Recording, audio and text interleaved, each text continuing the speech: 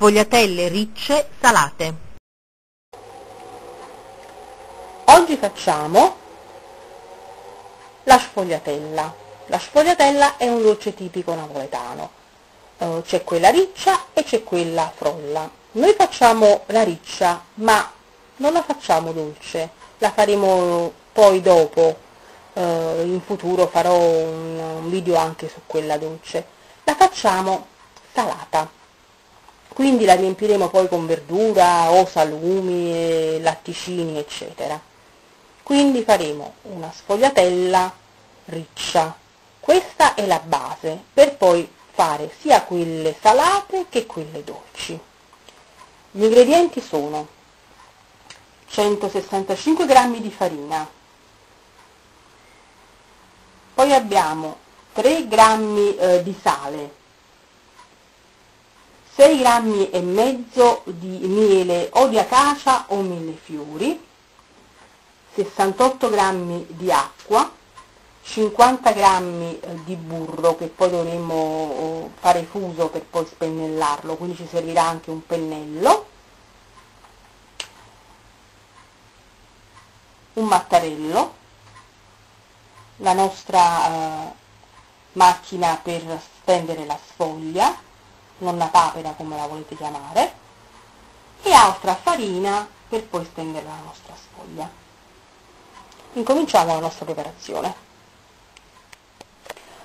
Per l'imbottitura delle nostre sfogliatelle da fare con i salumi, io ho tagliato 100 g di provola, vedete, questa tipo stagionato, insomma, che è un pan di provola, normalmente si chiama, quindi una provoletta stagionata, un 60-70 g di prosciutto cotto e un 50 g di salame milanese tipo pasta fine, diciamo, ecco.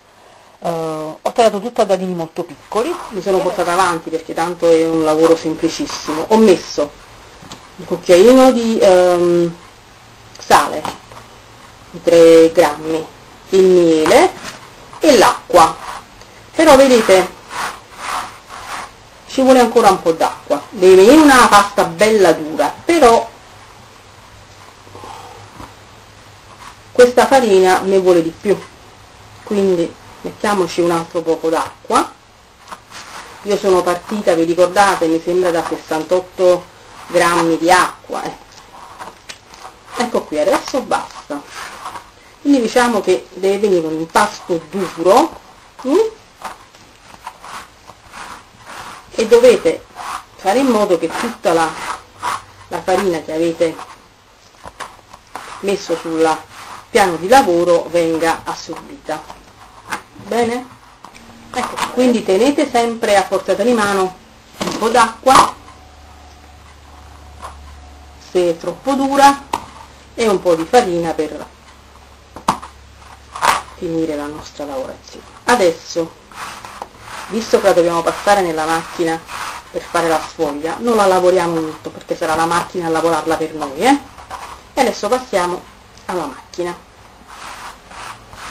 Prima di metterci a stendere la nostra pasta, io ho sciolto il burro a bagnomaria e prepariamoci anche un pennellino perché poi dovremo spennellare la nostra pasta, Ora dividiamo la nostra pasta in due, stendiamola un poco in modo da farne la larghezza della nostra macchina, il più possibile. Ecco qui, benissimo, e incominciamo a lavorarla. La lavoriamo però prima larga, diciamo, in modo da lavorarla un poco più fine.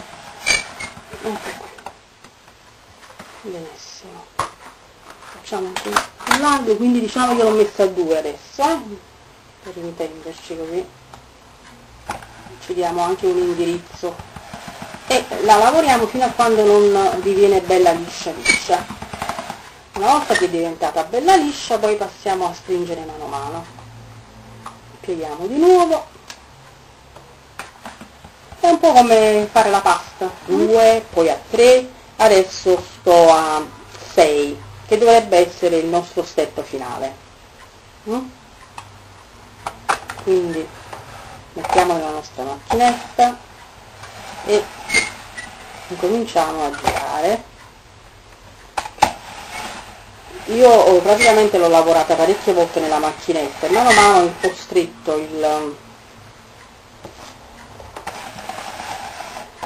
lo spessore in modo da farla venire il più sottile possibile. Adesso la mettiamo di nuovo dentro e la facciamo scendere. Adesso sto lavorando la sfoglia per renderla poi più sottile, insomma. Ecco qua. Adesso stringiamo ancora e arriviamo, diciamo, a 6. Ecco qui. E ricominciamo a stringere e a far passare la nostra pasta delicatamente, mi raccomando.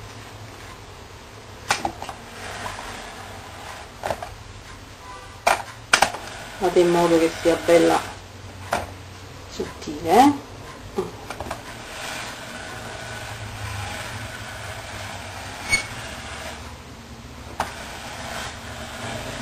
Vedete com'è bella sottile sottile?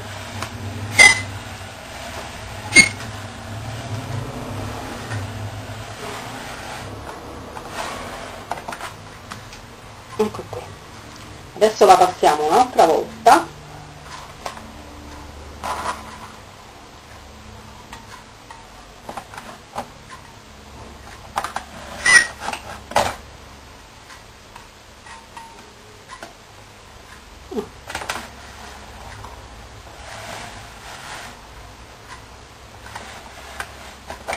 Piano piano, mi raccomando, non rompetela. Ecco qui.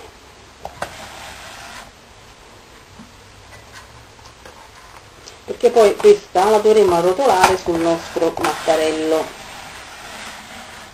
spennellandola di burro.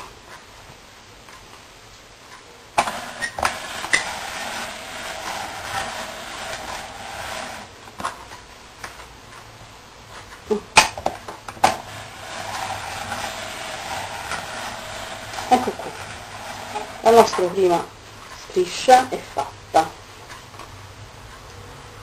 Ora mettiamola in un posto in modo che non si attacchi, la possiamo mettere anche, ecco, appesa in questo modo da qualche parte, vedete voi. Io la metto qui. Adesso vedete, io ho messo la sfoglia in modo che si allunghi tutta quanta. Incominciamo ad imburrare. Avvolgiamo intorno al nostro mattarello e continuiamo così, continuiamo sempre così,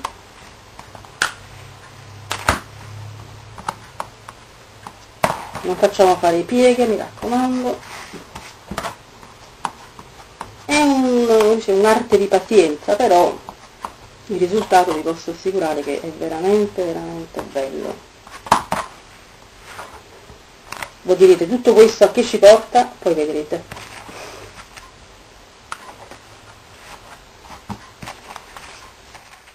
Ecco qua, finiamo di spennellare.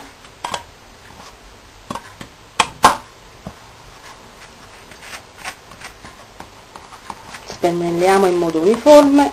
Ecco qui, avvolgiamo. E poi entrare e giriamo anche nel basso. Stavolta chiaramente lo facciamo a mano, piano piano, con delicatezza, non schiacciate. Rotoliamo, mettiamo il burro anche da questo lato.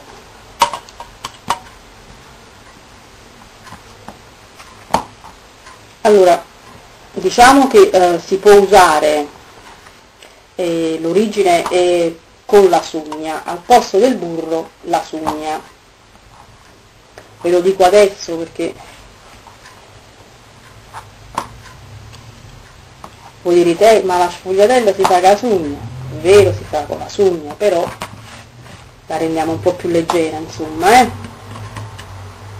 Poi chi invece la vuole fare proprio, diciamo, nel modo originale, e allora può usare tranquillamente la stessa quantità di sugna al posto del burro. Abbiamo quasi finito di srotolare, ecco qui.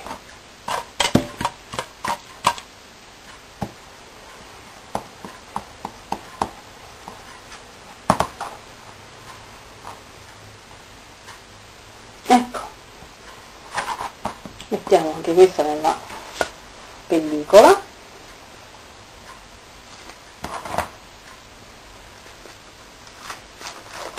Quindi diciamo che abbiamo fatto 2 rotoli.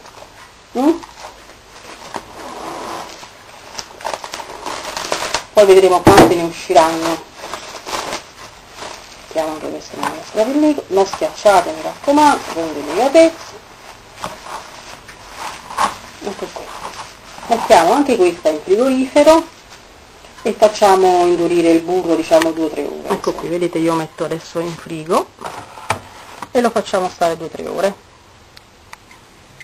Qui i cilindretti dal frigorifero, li ho fatti stare 7-8 ore, sono belli duri, vedete il burro si è indurito e adesso questo qui già ho cominciato a fare alcune sfogliatelle, quindi l'ho tolto dalla carta pellicola e taglio, vedete, così, poi rigiro e faccio una specie di imbuto praticamente, vedete, così, ecco qui,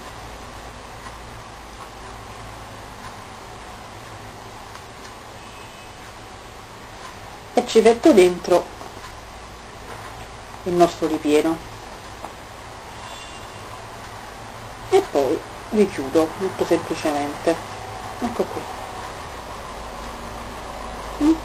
Molto semplice da fare, niente di particolare, e continuiamo così praticamente.